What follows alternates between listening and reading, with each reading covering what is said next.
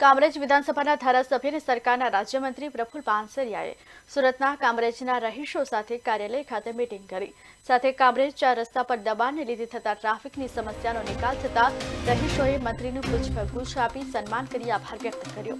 આ પ્રસંગે પ્રફુલભાઈએ કામરેજના રહીશોને કામરેજમાં કરોડોના ખર્ચે ચાલી રહેલા મહત્વાકાંક્ષી પ્રોજેક્ટો જેમ કે પીવાના પાણી, ડ્રેનેજ, કોલેજ અને 350 બેડની ઉભેડી ગામ ખાતે બનનાર હોસ્પિટલ તેમજ કેનાલ રોડના નવીનીકરણ વગેરેના ચાલી રહેલા કામોની માહિતી આપી. સ્થાનિક આગેવાનોના વિવિધ પ્રશ્નો પણ સાંભળ્યા, ઝડપથી નિરાકરણ આવશે તેવી બાહેધરી આપી.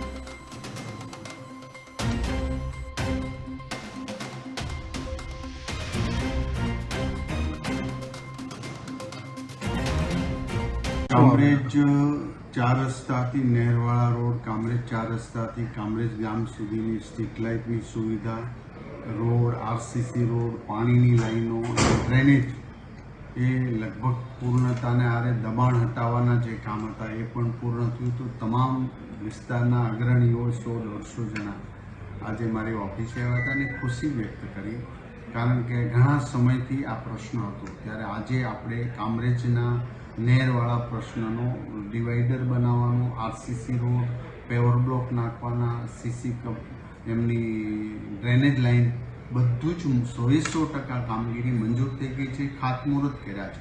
હવે માત્ર કામ ચાલશે ત્યાં સુધીનો પ્રશ્ન છે, ત્યાં સુધી ખોદશે, ચાલવામાં થોડીક મુશ્કેલી થશે એ પણ એમને સ્વીકાર્યું છે અને કહ્યું છે કે આ કામ શરૂ થાય છે ત્યાં સુધી અમે કોઈ પણ પ્રકારનું એમને પ્રોબ્લેમ નહીં આવે અને એવો પ્રયાસ કરીશું અને અમને કામ કરવાવાળાને સહયોગ આપશું.